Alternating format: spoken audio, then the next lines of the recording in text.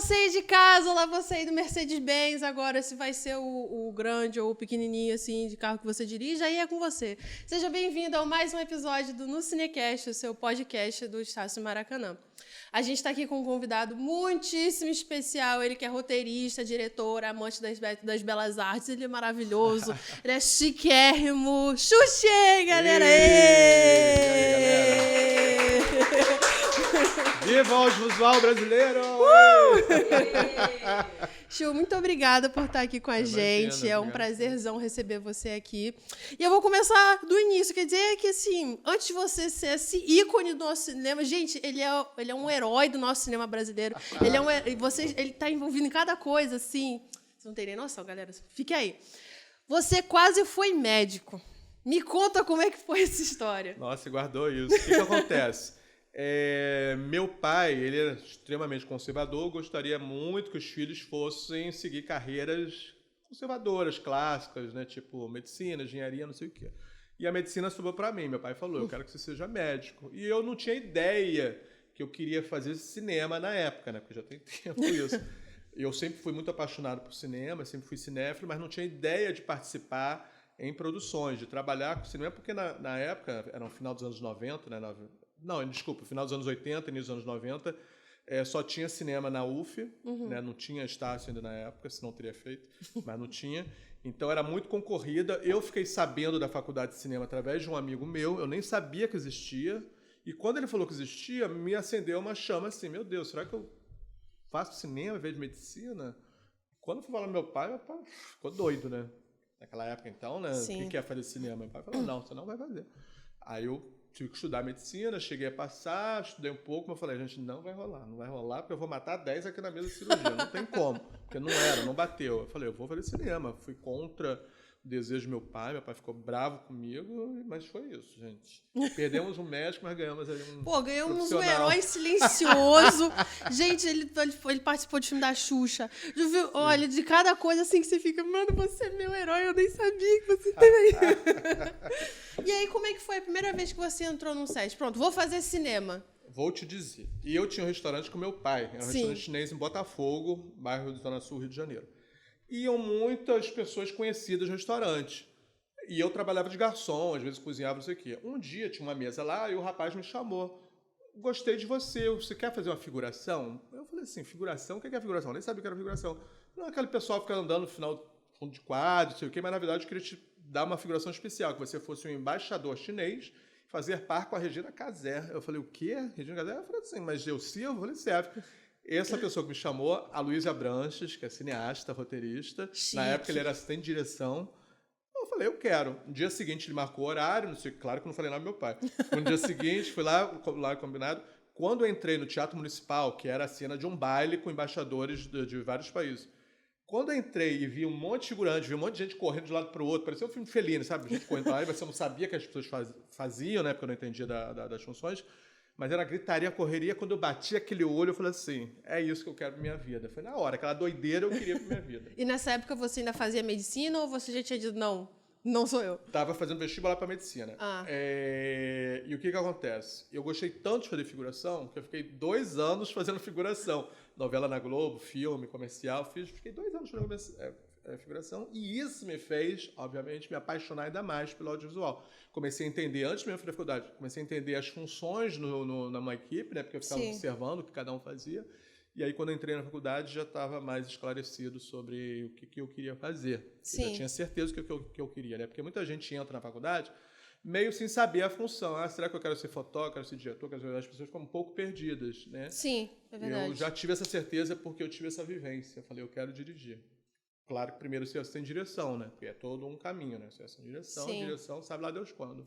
Inclusive, você acha que isso é uma questão mais aqui no Brasil, né? Tipo, de trilhar esse caminhozinho. Sim. Porque, pelo menos lá fora, é mais, tipo assim, você quer ser diretor, você, tipo assim, é aquela coisa. Aqui você tem, tipo, terceira D, segunda D e tal. Tem que seguir uma escadinha, né? Exatamente. Até porque nos Estados Unidos, que eu já filmei algumas produções lá, os assistentes de direção, boa parte, eles não querem ser diretores, querem ser produtores. Eles são envolvidos muito em produção. Aqui no Brasil, que a gente tem essa veia mais criativa, né? A direção a maioria quer virar diretor ou diretora. Sim. né? E o que você estava falando de querer ser médico, eu acho que é uma realidade muito grande, tipo, de todo mundo que quer seguir essa carreira de artes e tal, de falar assim, vou fazer música, vou fazer cinema, aí eu falo assim, vai virar advogado. Só que eu acho que a gente precisa entender que você não necessariamente é ruim no que você está fazendo, você só está no lugar errado. Às vezes, olha aí, o cineasta maravilhoso que a gente tem, ele quase que vira médico, quase que faz uma besteira, e aí a gente não ia ter um filme muito bravo desse, chamado Me Tira da Mira. Me Tira da Mira, tá vendo? Quis sabotar a memória da gata aqui, ó. Me Tira da Mira, exatamente. Com Cléo, Sérgio Guizé, um super filme, uma comédia policial que tá na HBO agora, quem quiser assistir. Muito chique, muito maravilhoso. E como é que foi a sua primeira experiência no set sendo o primeiro AD? Olha, até virar primeiro AD, levei tempo. Porque, como você me falou, a gente vai galgando uma hierarquia. Comecei com estagiário, terceiro, segundo, você vai ganhando confiança para você e confiança das pessoas de contrato. Eu só fui virar primeiro depois de 10 anos trabalhando como assistente de direção. Pra você ter uma ideia da segurança, da confiança das pessoas que tinham que ter comigo. Tá vendo só, gente? Você aí que acabou de chegar, tipo assim, nossa, não encontro o trabalho que eu quero, fazer o que eu quero. Pô, um cara desse levou 10 anos, você quer começar amanhã? Calma. Mas respira. tem uma coisa também, isso eu tenho que ratificar, o que acontece? Quando eu comecei a trabalhar com cinema e fui galgando o trabalho de assistente de direção, não tinha conteúdo de streaming, não tinha TV a cabo, estava engateando, não tinha conteúdo de celular, não tinha nada disso, não tinha. Então era mais difícil realmente, porque a quantidade de projetos eram muito menores. Hoje em dia, eu tenho um aluno que faz curso comigo e daqui a um mês já está bombando aí no mercado. Por quê? A demanda está muito grande de projetos de conteúdo de audiovisual para todas as áreas, todas as mídias e plataformas. Então, tem uma demanda maior. Então, a pessoa que era estagiária, daqui a pouco já está como primeiro, justamente por causa dessa demanda que as pessoas precisam. Na minha época não tinha isso. Então, realmente... Então esquece que eu falei, fica ansioso sim, tá falhando, deu errado, gato.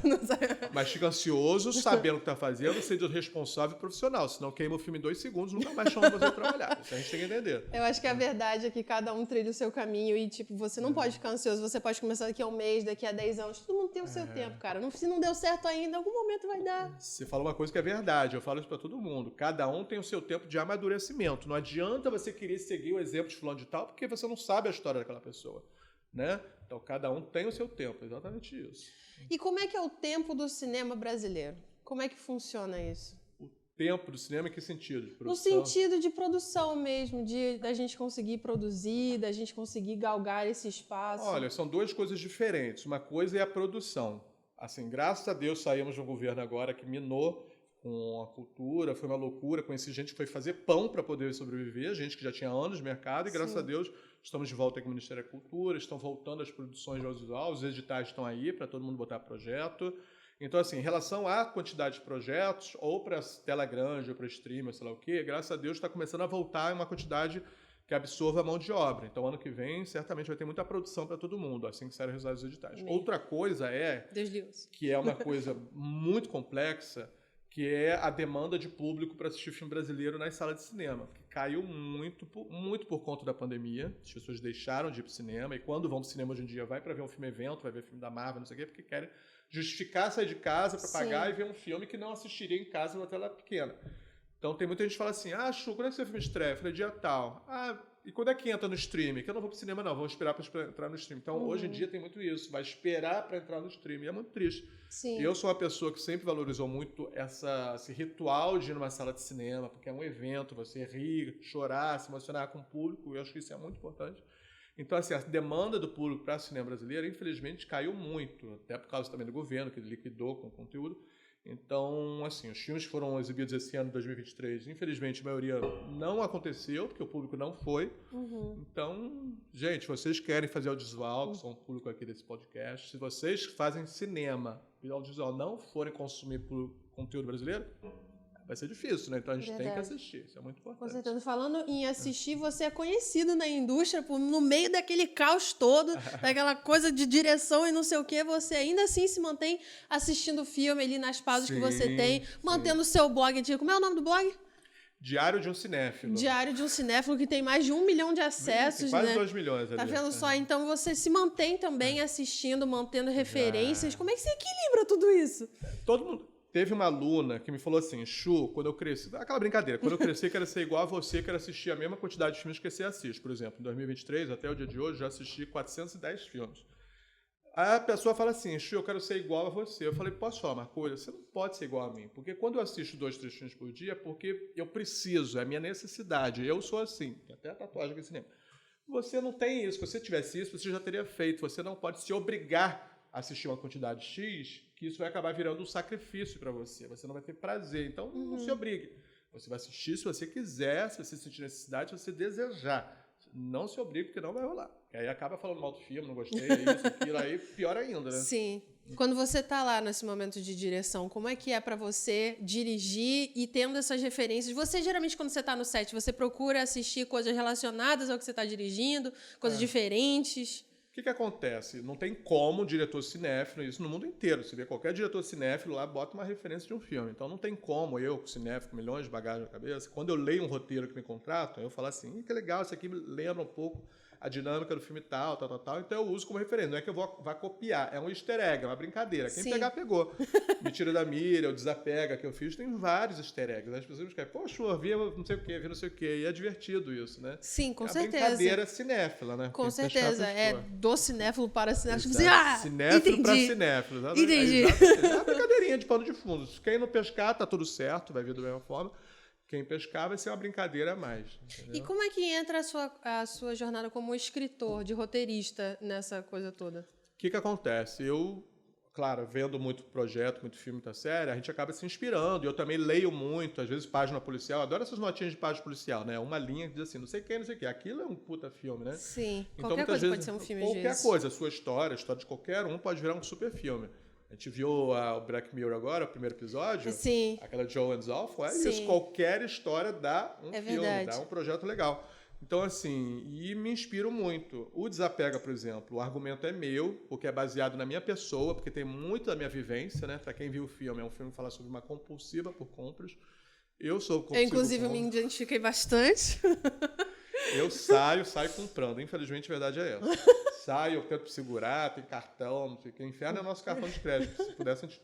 Tanto é que eu botei no filme, ela congela o cartão lá na geladeira. Mas, então tem muito da vivência minha, eu escrevi o argumento e fui atrás. Tipo, vou bater nas portas das produtoras e distribuidores para tentar vender essa história. Graças a Deus consegui.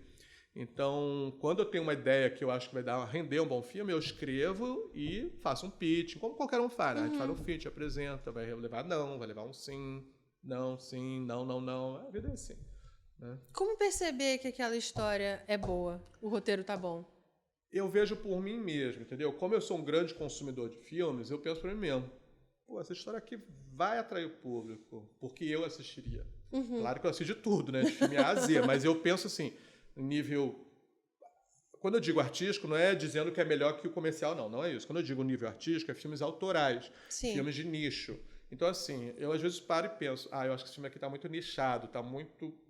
Cabeça, tá muito para um público muito pequeno. Se eu oferecer essa história de distribuidor, ele não vai querer. Porque o distribuidor quer um filme que, teoricamente, o grande público abraça, porque senão eles não vão querer produzir nunca. Ninguém quer produzir para perder dinheiro. A não ser que eu resolva ir atrás do dinheiro e eu produzir uma coisa minha, um filme autoral. Mas se for um filme, por exemplo, meus longas, eu fui contratado para dirigir os longas. Então, o distribuidor, o produtor, eles esperam que eu faça um filme que vá atrair o público. Então, quando eu leio uma história, desenvolvo uma história, eu falo, isso daqui vai ser legal porque tem uma identificação muito grande. Por exemplo, Desapega. Todo mundo se identifica com a coisa da compulsividade de compra, de ficar devendo dinheiro, Sim. de se danar no cartão de crédito. Todo o Brasil inteiro, 90% todo mundo é endividado. Então, não tem como as pessoas não se identificarem. Né? Sim. Mas você percebe uma mudança, assim, principalmente nas temáticas dos filmes brasileiros, mais uma vez, do que era consumido no início dos anos 2000 para agora, o tipo de filme que é feito, o que a gente está tentando fazer para atrair esse público? Olha, essa é a pergunta de milhões, né? Se todo mundo soubesse que tipo de filme vai atrair público, tava todo mundo milionário. Paulo Gustavo só teve um. Paulo Gustavo era receita de sucesso para tudo. Não tendo o Paulo Gustavo, o que leva o público ao cinema? É muito difícil essa pergunta. Sim. E essa coisa da demanda de conteúdo é muito, eu digo, sazonal. Por exemplo, tivemos uma época de Favela Movie, tivemos uma época de filmes de sertão, tipo Alto da Compadecida, tivemos uma época de grandes comédias, tivemos uma época de filmes policiais, né, Tropa de Elite, etc e tal. Então, assim, quando um filme faz muito sucesso, aí vem vários tentando ir naquela onda. E, assim, eu acho que vai na demanda, né? Qual é o gênero que o público vai hoje em dia? É muito difícil. Sim. Filme espírita, nós temos aí o nosso Lá, que bombou, mas será que agora o filme espírita vai bombar de novo? Então, eu acho que é muito assim, é muito sazonal As coisas vão e voltam, sabe? Por que a gente às vezes tem essa síndrome de vira-lata de filme brasileiro não presta? E eu falei isso numa entrevista que eu dei no Canal Brasil um dia desse, que eu, quando cresci, anos 80, 90, eu sempre ouvi falar, sempre, as pessoas falando, o público falando, cinema brasileiro é uma merda, a qualidade é uma porcaria, ninguém ouve o que se fala, a fotografia é uma porcaria, a história ninguém entende, filme cabeça. Então era só pornô chanchada, era filme disso, filme daquilo, filme Trapalhão, filme da Xuxa. Então havia argumentos do grande público para não se assistir cinema brasileiro, principalmente da questão técnica. Hoje em dia a gente não pode mais falar disso. Hoje em dia qualquer filme brasileiro tem uma técnica comparável com qualquer cinematografia do mundo. Sim. Né? Você pode ver um filme com excelente qualidade técnica do áudio, fotografia, efeito especial, tudo, né? Atores extraordinários. Então, assim, não sei dizer o que o público espera hoje em dia, né? Já teve essa fase de achar que o filme era ruim, hoje em dia não tem mais como falar. Hoje em dia o que a gente precisa é entender qual é a demanda do grande público, né? Será que ainda é uma coisa vinda, assim, tipo, da época da pornô chanchada, que as pessoas ainda têm preconceito, tipo assim, é só putaria, eu acho que isso já foi, porque só violência. A geração de hoje não sabe nem o que é pornô chanchada. É só perguntar pra galera, o que é pornô chanchada? Fala, o quê? Não sabe. Sim. Porque é uma coisa muito dos anos 70, anos 80. Então essa geração não tem essa bagagem. Isso é uma coisa muito dos nossos pais, dos nossos avós, que eu acho que já não tem mais esse tipo de mentalidade, porque eles entendem que o filme brasileiro hoje em dia não é mais assim. Né? Tem qualidade, não tem como não ter qualidade. Então, acho que esse discurso da pornô chanchada, porque era filme dos Trapalhões, que nem tem mais, né? Trapalhões, filme da Xuxa, que era assim. Nem isso tem mais. Até vai estrear um filme da Xuxa recente aí, vamos ver se ela vai continuar levando público ou não. Então, tudo é dúvida, sabe? O meu engraçado até, se eu crescer assistindo essa mulher, não pode faltar. E falando em filme da Xuxa, me conte como é que foi você. Eu estava na Xuxa os Doentes, você fez filme da Xuxa. Você estava lá, por favor, me conte backstage, me conte uma fofoca, um negócio. Bom, não posso falar tudo, né, gente? Tem coisa, senão não vai dar certo. A Xuxa vai me dar uma porrada aí na rua. Mas eu vou contar uma piada, tá, gente? Vou contar uma piada que eu gosto de contar essa. Não vou contar que a Xuxa vai ver esse podcast, por isso que eu gosto de falar. Porque se alguém mostrar pra ela, eu tô fudido. O que acontece? Eu trabalhei em 3 filmes da Xuxa, como assistente de direção. Qual é o meme? Naquela época não tinha esse termo meme. Hoje em dia viraria um meme. Uhum. O meu nome é Xu. A Xuxa, para os íntimos, é Xu. As pessoas não chamam ela de Xuxa, chamam de Xu. Então, o que acontece? No set de filmagem, o diretor ele pegava o microfone, Xu, não sei o que, Xu, mas ele falava pra mim, Xu, vai lá, não sei o que. E a Xuxa achava que era com ela. E toda vez que ele falava Xu, ela virava o rosto, pois não. Era o Moacir Godinho, pois não, Moacir, não, Xuxa, desculpa, não é com você, é com o Xu. Então, isso era o dia inteiro. Teve um dia que ela ficou puta da vida, porque ela já estava cansada de achar que não era ela, chegou pra mim e falou, eu vou te pedir um favor, você, por favor, troca o teu nome a partir de amanhã. Aí eu falei, é o quê? Você, por favor, troca o teu nome. Eu falei, mas por quê? Não, porque toda hora eu chamo de Xu, não sei o que, essa é confusão. Tá bom, vou falar o quê? Vou falar pra Xuxa o quê? Aí eu pensei comigo mesmo, falei, porra, sacanagem, meu nome é Xu. Eu sou Xu Batia, mas ela nem é Xuxa, ela é Maria das Graças Meneghel. Mas quem sou eu na fila do pão? Então morreu o assunto. Hoje em dia viraria um meme, né? Botaram lá o Xu e Xuxa, não sei o que, mas morreu o assunto. Então essa é a piada que eu gostava de contar na época. E qual foi o primeiro filme que você dirigiu? Foi Ninguém Entra, tipo, longa ou curta? Longa. Ninguém Entra, Ninguém Sai. A comédia engraçadíssima, baseada no conto Luiz Fernando Veríssimo. E ele é chamado pelas pessoas do filme que previu a pandemia da Covid. Por quê? Não sei se alguém viu. É a história de vários casais que vão para um motel mais chique da cidade.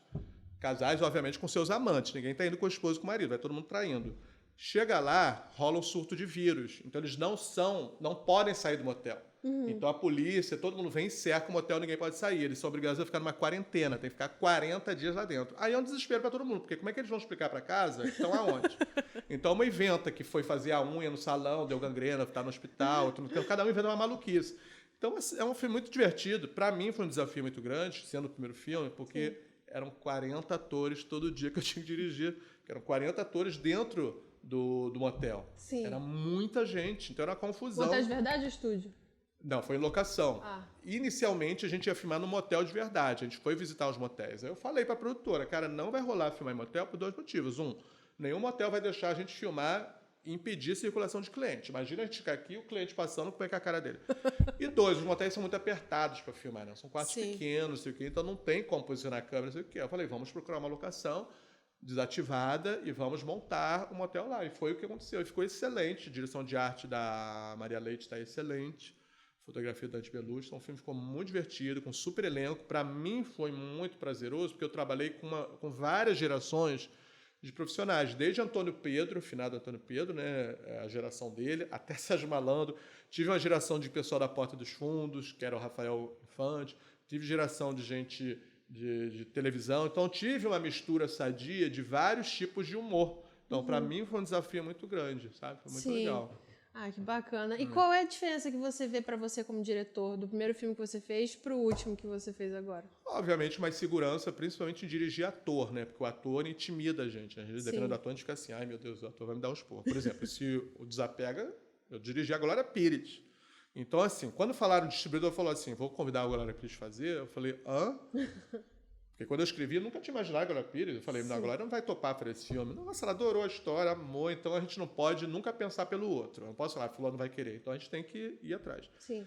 E para mim foi um desafio. Não só a Glória Pires, quanto a Maísa, que também, apesar de jovem, ela tem uma história de vida aí dos filmes, trabalho desde 3 anos de idade. Então ela tem muita experiência. Eu não posso dar mole nem para a Glória nem para a Maísa. Então, trabalhar com atores nesse naipe, pessoas públicas nesse naipe, me obriga, como diretor, a doar mais de mim, a estudar muito, entender todo o processo, porque se a Glória perguntar, eu tenho que saber responder, não vou dar mole para ela, não sou maluco. Então, isso obriga a gente a dirigir, a trabalhar os atores. Por exemplo, na Globo eu dirigi Pé na Cova, uma série. Você não sabe, a loucura foi para mim... Uma pequena série que ninguém, às vezes, ninguém ouviu falar. Imagina a minha loucura quando falaram assim, amanhã você vai dirigir a Marília Pêra, finada Marília Pêra, que desde criança eu ouvia falar Marília Pêra, eu sabia do tamanho do talento dela, imagina. E eu assim, meu Deus, gente, eu vou dirigir a Marília Pêra, não caía a ficha para mim. Porque para mim ela era uma diva, uma deusa. Sim. Então, no dia eu fiquei assim, ai, socorro, eu fiquei meio tenso, mas fui firme. Entendeu? Então, assim, trabalhar com atores realmente é uma coisa que a gente tem que ficar sempre no processo, entendeu? Sim. Que dica você daria pro pessoal que está começando, que quer também dirigir ator? Cara, a primeira coisa que eu falo é estude o roteiro. Sim. Porque se o ator perguntar alguma coisa, você tem que saber responder. Eu não digo que está literalmente escrito no roteiro, não. Entendeu? Subtexto. O mais difícil para as pessoas é entender o subtexto. Quando o ator chega assim, mas qual é o contexto dessa cena? Qual a importância dessa cena do personagem? E eu tenho que saber responder. Sim. Se a pessoa só lê o roteiro, tipo, mecanicamente, não vai saber responder. Vai dizer o que? Porque o roteirista escreveu? Não é isso. Tem que dar um contexto para a personagem, da dinâmica, para a trajetória. Então, é muito importante estudar o contexto do que está escrito e do que está como pano de fundo. Isso é fundamental. Senão, não faz sentido fazer o filme. Se eu não entendo por que eu vou dirigir esse filme, qual a importância dele para mim, para os atores, para os personagens, para o público, não vai rolar nada. Então, primeiro seria isso. Segundo, não se deixe intimidar pelo ator, porque tem ator que te testa. Vai ficar te pressionando, por quê? Para testar se você é capaz de dirigi-lo. Entendeu? Eu já passei por essa situação de atores me pressionando, me perguntando 1000 coisas para saber, que para mim era nítido que estava me testando, para saber se eu era capaz de dirigi-lo. Eu falei, quem é essa pessoa que eu não conheço que quer me dirigir? Então, o importante é isso, entendeu? Entendi. É a segurança. Sim. E como é que a sua experiência como assistente lhe auxilia diariamente como diretor? Sempre. Por quê? Me perguntam sempre, Chu, eu posso ser diretor sem ter passado pela assistente de direção? Eu falo, poder pode. Mas, com certeza, se você já tiver sido assistente de direção e for diretor, o seu processo vai ser milhões de vezes melhor. Por quê? Quando você é assistente de direção, você entende as funções das pessoas da equipe, sabe a quem pedir, você vai ter um ritmo muito mais dinâmico, você vai resolver problemas, entender de logística, um processo maravilhoso de todas as áreas, todas as etapas do filme. Quando você vai dirigir sem ter passado pela assistente de direção, as pessoas, eu já peguei diretor que nunca dirigi, feito assistência, ficava assim, não sabia, pedia coisa para a pessoa errada, na hora que dá um tilt, dá um problema, algum imprevisto, não sabe resolver, porque nunca trabalhou sob pressão. Sim. Então, trabalhar sob pressão, não é, se você não tiver uma experiência anterior, você não vai conseguir, você vai demorar muito no processo.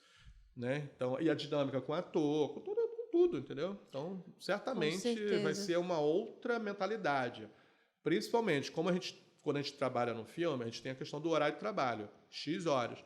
Eu não posso estourar essas horas, eu tenho que cumprir aquela cena naquele dia. Uma pessoa que não tem experiência, não passou pela assistente de direção, ele vai ter um processo muito mais demorado para raciocinar, para entender a coisa, para ensaiar, tudo vai se demorar porque ela não entende que o dia só tem aquelas X horas. Ela vai achar que, vou filmando aqui. Não é isso. Entendeu? Tem toda uma questão de pagamento, a Com pessoa tem que ter um certeza. determinado X de horita diária, a galera precisa comer, precisa mimir, né? Não dá pra ficar à Isso. disposição eternamente ali, Não, né? eu já trabalhei com um diretor que não tinha sido assim de direção. Quando o assistente falou assim, ó, temos que parar para o almoço, ele questionou, mas por que tem que parar para almoçar? Vamos filmar direto. Então, coisas básicas ele não entendia, que na cabeça dele é tipo, vamos filmar. Não é isso, né? A gente Com tem certeza. as questões trabalhistas, sindicais, então a pessoa não entende hora de trabalho, questão das 12 horas de descanso. Então, Sim. é outra mentalidade, entendeu? E falando em polêmica, em questão trabalhista, você também participou de um filme emblemático do cinema brasileiro, que quem estuda um pouco mais sabe, que é o Chateau, né? Sim. E aí, tipo, ele ficou num limbo muito tempo. Quem conhece essa história sabe. O livro é maravilhoso. É um limbo aí. É. Como é que foi a experiência de trabalhar nesse filme? Olha, vou te dizer que hoje em dia, eu pensando, foi espetacular. Eu aprendi muita coisa no processo. Por quê? Quando me chamaram para trabalhar no filme, eu não era primeiro assistente, eu era segundo assistente. Então, eu fui trabalhar para um dos primeiros assistentes. Baby Shoe de segundo assistente. E ao longo do processo, eu virei primeiro. Porque como era um filme muito estressante, tinha milhões de problemas orçamentários, de ego aqui, ego ali, não sei o quê, então as pessoas iam pedindo demissão. À medida que alguém pedia demissão, ia sendo contratado outro. Eu sempre falo que o Brasil inteiro trabalhou nesse filme. Então, assim, como os primeiros assistentes de direção, tipo, não queriam mais trabalhar por causa do estresse, não sei o quê, então eu acabei assumindo a primeira e eu sou uma pessoa que, tipo, entrou aqui e saiu aqui. Pra mim não tem esse negócio de estresse. Você tem que ter pulso firme para aguentar Sim. o tranco. Mas então eu acabei assumindo. Era um filme muito complexo, porque era um filme brasileiro, mas Você assumiu sozinho. assumi sozinho como primeiro, mas eu tinha uma equipe. Então, era um filme, apesar de ser uma produção brasileira, ele tinha cara de blockbuster americano. Não Sim. sei se você sabe, isso é uma curiosidade, não sei se você sabe. Quem ia dirigir o filme era o Coppola. Isso tem documentado. O Guilherme Fontes, que é o diretor, Sim. ele contratou o Coppola para vir para o Brasil, para conhecer a locação, conhecer tudo. E quem ia fazer o Chateau não era o Marco Rica, era o Al Pacino. Você pode pesquisar que tá lá. Al Pacino ia interpretar. Sabe-se lá como, falando inglês. Vai ser dublado. Mas aí teve questões, não sei o quê. Aí o Coppola não fez mais. Não, obviamente o Al Pacino não. Então acabou virando uma produção 100% brasileira. Sim. Aí o Guilherme resolveu ele dirigir. Ele ia só produzir, ia atuar, mas ele resolveu ele dirigir porque para ele era uma super oportunidade, né? Sim. Só que esse filme, na época, 98, foi o filme mais caro do Brasil. Mais caro do Brasil. Ele captou uma quantidade de dinheiro que as pessoas, os outros produtores, ficaram todos morrendo de inveja. Pô, como é que esse cara conseguiu captar? Mas foi um filme muito... Não digo que é problemático, não sei se a palavra é essa, mas foi um problema que teve questões de orçamento, de estouro de orçamento, de estrutura. É um filme muito complexo, tinha muita locação, um elenco gigantesco, figuração, roupa de época, então é uma loucura muito grande, que as pessoas não estavam acostumadas, era uma loucura, entendeu? Então tivemos problemas, mas graças a Deus o filme foi finalizado, levou um tempo, e eu digo pra você, ficou um filme excelente, ganhou vários prêmios, grandes prêmios de cinema brasileiro, ele tá muito bom, tecnicamente, atores, pra quem viu, certamente ficou, tipo assim, abismado com a qualidade do filme. Ele saiu, acho que quase uns 15 anos depois de ter sido Demorou, gravado. mas saiu. Mas ele não perdeu qualidade, não ficou datado. O único item que você falaria assim, ficou datado, por causa da Leandra Leal, que a Leandra, quando começou a filmar, ela era uma menor de idade, ela tinha 16 anos, e ela terminou o filme com 20 e tanto, porque demorou. Sim. Né? Só por esse item. O resto não, você diz que é um filme super atual. Sim, é verdade. Eu assisti, pra quem não sabe, o filme Chateau é o filme do Chateaubriand, que eu diria até que se a gente está aqui agora foi graças a ele, que esse é um cara extremamente visionário. E é um filme que com certeza vale muito a pena. Exatamente. E eu quero saber indicações suas de um cinéfilo seu de filmes brasileiros pra galera assistir agora. Olha, eu vou citar 3 filmes que eu tenho certeza que a maioria nunca viu, e é uma vergonha, mas que fazem parte de mim. O primeiro... Será que eu vou passar no teste? Você pode mentir que a gente vai saber. O primeiro é Iracema, uma Transamazônica, do Orlando Senna e do Jorge Bodansky. Esse filme é extraordinário. Eu digo pra vocês, é o filme que mudou o meu pensamento sobre cinema. E se vocês pegaram o DVD, foi o filme que transformou o Fernando Meirelles em cineasta. Ele dá esse depoimento. O Fernando Meirelles ia ser arquiteto, um belo dia ele estava andando em frente ao cinema, viu esse cartaz de Iracema Transamazônica. Falou, que filme interessante, vou ver. Ele saiu do cinema falando, vou fazer cinema. Porque esse filme é transformador. Por quê? Porque ele mistura a linguagem de ficção e documentário. Ele se passa durante a construção da estrada transamazônica, né, que é uma estrada babilônica, uma loucura no governo da ditadura, né, dos anos 70, que ligava não sei o que a não sei aonde, estado não sei o que. E no seu percurso destruiu floresta, destruiu populações indígenas e não sei o que, vai uma desgraça. E o filme fala sobre a relação de um madeireiro, um cara que destrói, que é o Pereio, com uma indígena que se prostitui. Por que ela se prostitui? Porque a aldeia dela foi dizimada e a única questão de sobrevivência dela era se prostituir. Então é um filme extraordinário em todos os níveis. Esse é o primeiro. Assistam. Já falei. O segundo é o Pichote, extraordinário, o trabalho de todos, a Marília Pêra antológica no filme. É um filme muito cru, um filme muito... Assim, esse filme tem quase mais de 40 anos. Como ele continua... Muito atual. Infelizmente continua atual, né? Sim. Questão do menor abandonado, etc e tal, para menores infratores, sei lá o que é. E o outro, obviamente, é o Cidade de Deus, né? Você sabe que uma vez... Eu vou dar 2 curiosidades sobre Cidade de Deus para mim. Eu ganhei um prêmio de melhor curta no Grande Prêmio de Cinema Brasileiro, e o meu prêmio de melhor curta foi viajar para a Europa. Esse foi o prêmio. Então eu viajei com tudo pago para a Europa, fui para 5 países. E junto foi uma caravana de curtas-metragistas de vários países. Tinha gente do Chile, da Holanda, de todo lugar. E teve um momento que a gente, numa mesa lá, todo mundo, qual é o filme mais conhecido do teu país? Aí todo mundo respondia. Aí chegou o momento do Brasil. Qual é o filme que vocês sabem do Brasil? Só conheciam Cidade de Deus. 20 e tantas pessoas só conheciam Cidade de Deus. Falou Central do Brasil. Mas todo o restante de Cidade de Deus. Não existe outro filme brasileiro para eles. Sim. Então você vê o nível da importância desse filme lá fora. Como que ele transformou a mentalidade da gente. E outra coisa é o seguinte. Uma vez eu fui dar aula, e eu gosto de dar uma planilha com 100 filmes brasileiros. E eu mostro todo mundo. Marca quantos filmes vocês viram. A maioria não viu nada, né? De 100 viram 10, 5, olha lá, uma vergonha. Tiveram vários que não assistiram Cidade de Deus, estudantes de cinema. Aí eu tive que perguntar. Perguntei para um e falei assim, por favor, preciso saber disso, gente. Por que você não assistiu Cidade de Deus, que é um dos filmes pilares da história? Friamente ele falou, porque é um filme velho. Eu falei, como assim é um filme velho? Gente. Porque quando eu nasci, esse filme já tinha passado. Eu falei, mas não e aí? faça isso. Aí eu falei assim, você não assiste nada antes da data que você nasceu? Não gosto de assistir, não. Gosto de assistir tudo depois. Eu falei, tá bom, quem sou eu para dizer para ele que é doido, né? Mas aí você vê qual é o pensamento de cada um. A pessoa quer trabalhar com o audiovisual brasileiro, não assistiu Cidade de Deus. Com certeza. É até o Spike Lee tem na lista dele, acho que são os 10 ou 50 filmes. Todo mundo. Você vê o Ridley Scott, Tony Scott, todo mundo se baseia na Cidade de Deus, o mundo inteiro. A cinematografia, a câmera na mão, a cor, toda a estética foi copiada com uma cacetada de gente no mundo inteiro. Necessariamente, né? Porque é um filme, estratosférico. E ele criou o Favela Movie. Aqui no Brasil, o subgênero Favela Movie veio com esse filme, certamente, né? Que bom você citar o fato de você estar dando aula, porque além dele assistir uma porrada de filme, além dele estar dirigindo, além dele estar escrevendo, ele também está dando aula, meu povo. Ele está lá de professor. Inclusive, quando eu tive aula com você estava no meio de uma gravação de um filme, não sei como, assim, numa plenitude, numa calmaria, parecia que nem... Se a gente não gosta do que faz, não vai dar certo. Então eu tenho muito prazer de fazer as coisas que eu amo, dar aula. Como é que veio essa coisa do professor para você? Foi uma demanda que uma escola, há muito tempo atrás, me chamou, que foi a ICTV, do Jorge Monclar e da Glaucia, me chamaram, você não quer dar um curso de direção? Eu falei, será isso? Tem tempo, será que vai dar certo? Será que eu tenho dinâmica? Não adianta você ser um cara muito foda e você não ter a dinâmica para ensinar. Sim. São 2 coisas diferentes. Eu falei, achei curioso, tá bom, vou lá. E, de cara eu vi que eu tinha dinâmica, foi muito legal, essa coisa e tal, papapá. Foi isso, já tem o quê? Mais de 12 anos que eu dou aula, entendeu? Formei mais de 1.000 alunos, não sei o quê. Graças a Deus a maioria está bombando no mercado. Etc. Chique. Tal. Dou aula também na ABC Curso de Cinema, né? Então eu dou aula particular e também dou na ABC Curso de Cinema. Dou aula lá de direção do Afonso Beato, né? Da ABC. Sim. Então, para mim é um prazer muito grande.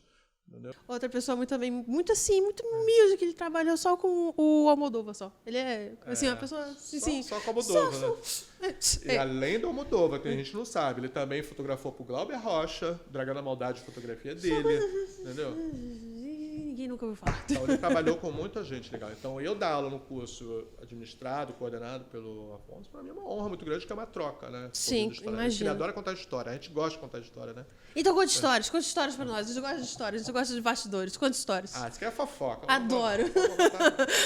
Conte. Não tem como contar assim, dão milhões, tem que falar o quê exatamente? Então me diga uma deixa eu ver, uma fofoca do... Ela viu como é que ela quer fofoca? Ela não quer curiosidade, não é nem curiosidade, aqui é é fofoca. furo de reportagem disfarçado de podcast, não. cara.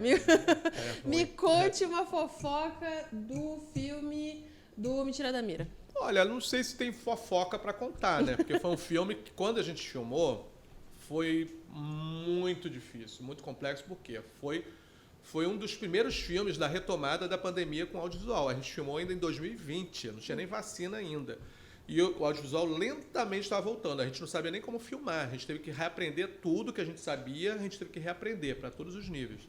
Então, a dificuldade de você filmar com máscara, quantidade mínima de pessoas no set, o dia inteiro passando álcool gel, tem que redefinir o roteiro, reescrever, porque a gente lê o roteiro e fala, não, isso aqui não vai rolar, isso aqui não vai rolar, não posso ter essa quantidade de gente. Então, a gente redescobriu como é que se filma no meio de uma pandemia sem vacina. Então, para a gente foi para mim, para a equipe que trabalhou, foi uma grande escola, num período muito crítico, de que, como a gente amava o audiovisual, a gente abraçou, porque as pessoas poderiam ter dito, não quero filmar porque está muito arriscado para mim.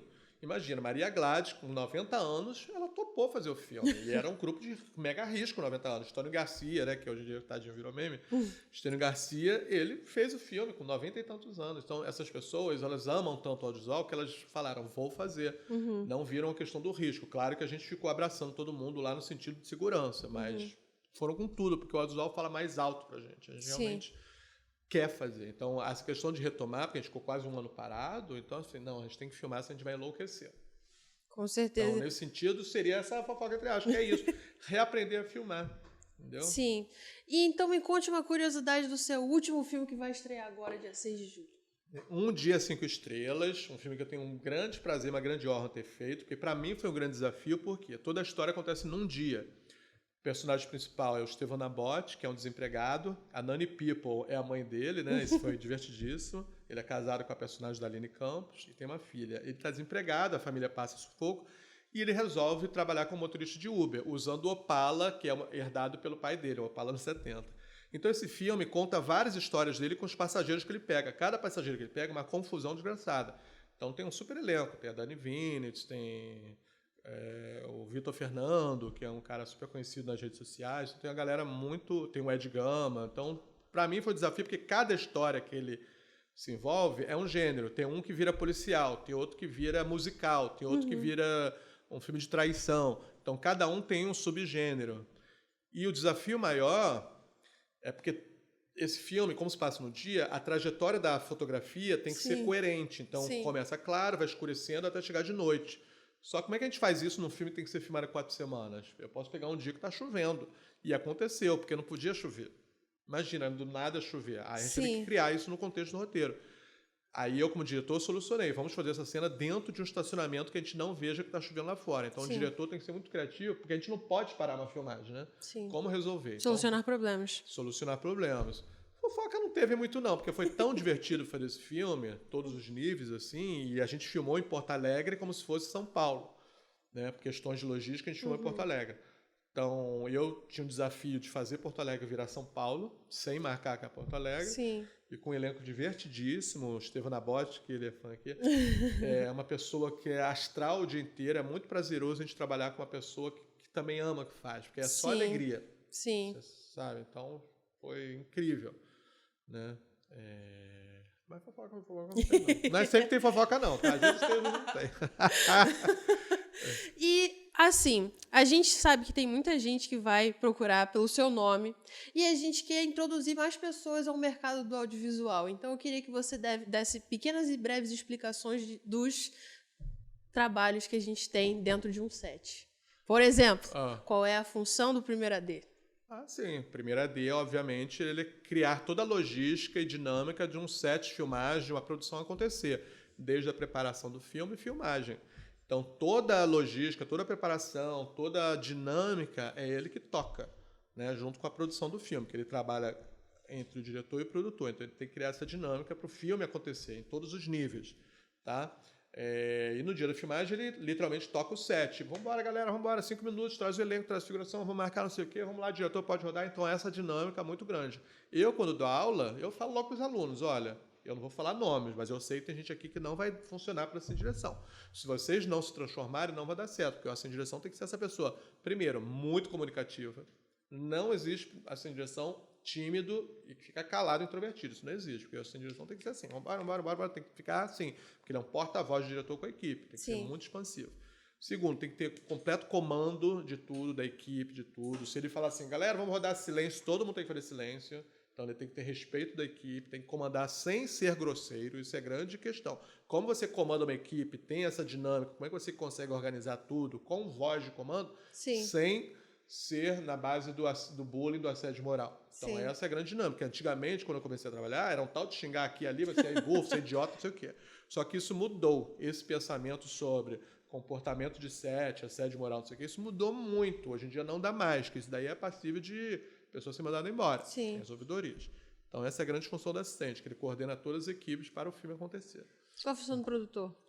Produtor depende do produtor, porque o produtor é uma hierarquia. Você tem o produtor executivo, diretor de produção. O produtor, o chefão, ele é o dono do filme. É ele que vai atrás do dinheiro, bota o projeto edital, ele que organiza tudo e vai atrás do dinheiro. Não é ele que bota a mão na massa. Quem bota a mão na massa é o produtor executivo, que é contratado pelo produtor, pega o dinheiro que o produtor captou e vai fazer esse dinheiro render para fazer o filme sem estourar. A obrigação do produtor executivo é pegar o orçamento captado e fazer o filme acontecer e não estourar. Né? O produtor que deixar estourar porque ele é um mau produtor executivo.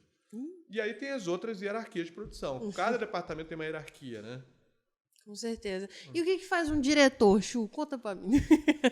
Tudo que você vê está na mão do diretor. Então o diretor tem a responsabilidade de fazer aquele projeto. E isso depende se é um diretor autoral ou um diretor contratado. Se é um diretor contratado por um produtor, ele tem que fazer o filme que o produtor quer. Ele é contratado pelo produtor para fazer aquele roteiro estar impresso ali na tela. O que está aqui tem que estar aqui.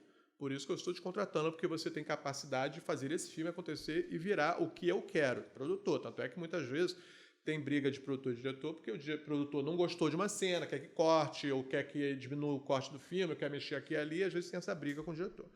O diretor autoral é o dono do projeto. Né? Então ele capta, ele escreve, ele vai atrás, ele dá a decisão final sobre tudo. Isso é um diretor autoral. Mas, de certa forma, o diretor, tudo que você vê na tela é com ele. Ninguém vai falar, porque a cenografia tá uma merda, culpa do diretor de arte. O figurante tá uma merda porque não sei o quê. Todo mundo vai botar a culpa no diretor. Pô, diretor, não sei o quê. Tudo só pro diretor. Entendeu? É verdade. Chu, infelizmente a gente tem que começar a caminhar pro fim.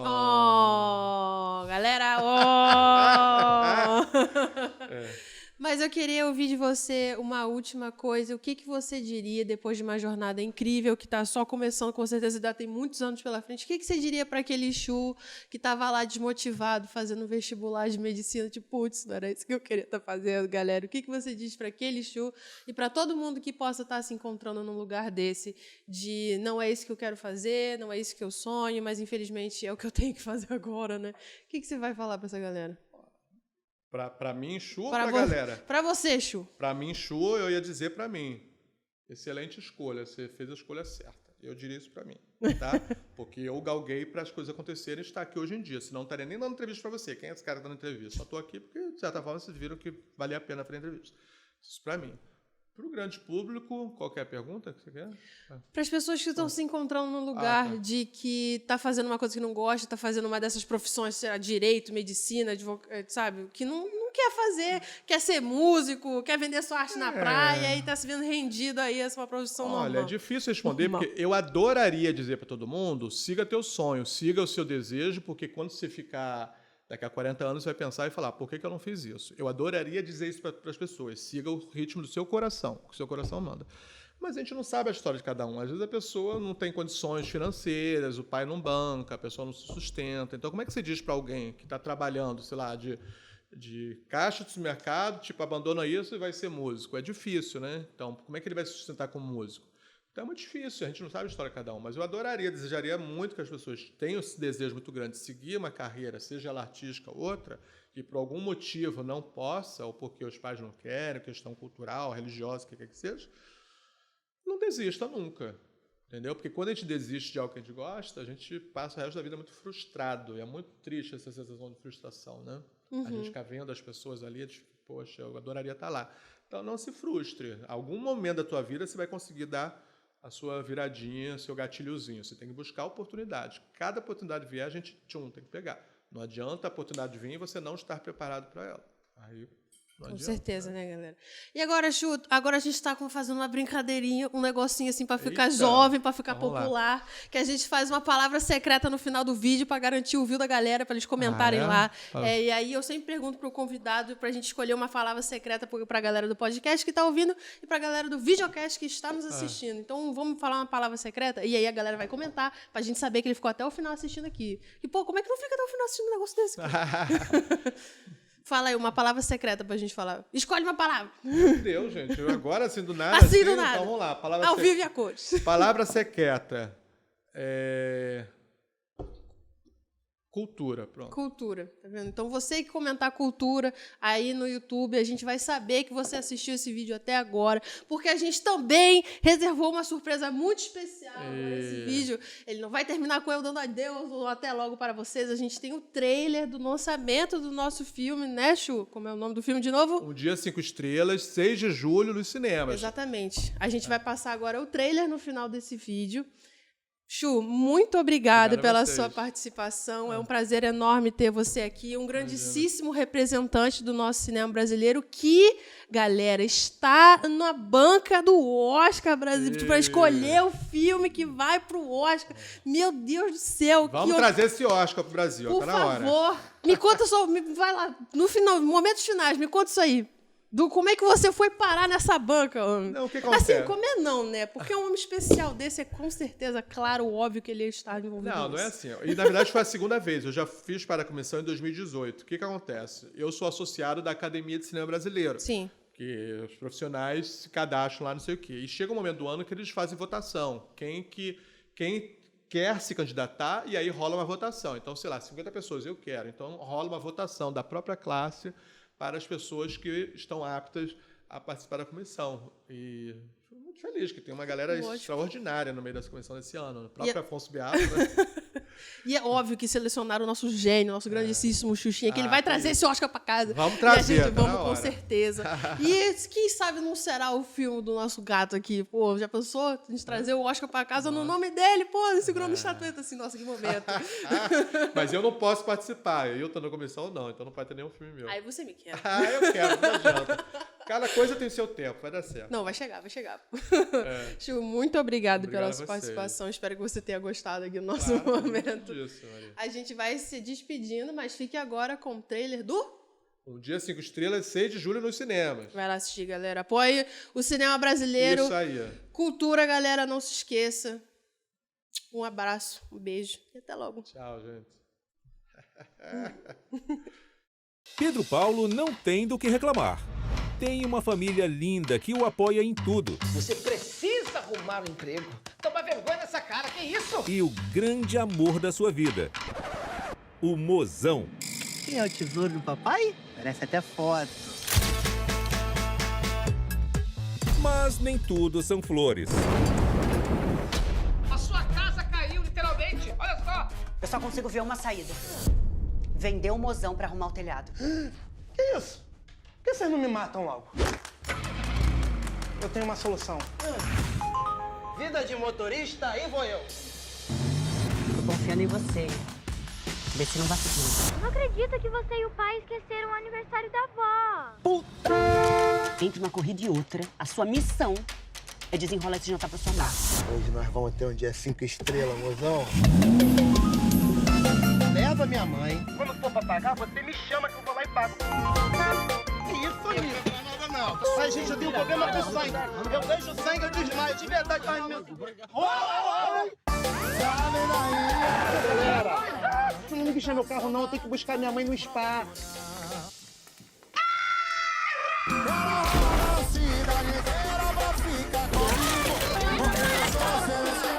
Tá achando o quê? Você quer filme de Hollywood? Isso aqui é Brasil. Um Dia 5 Estrelas. 22 de junho nos cinemas.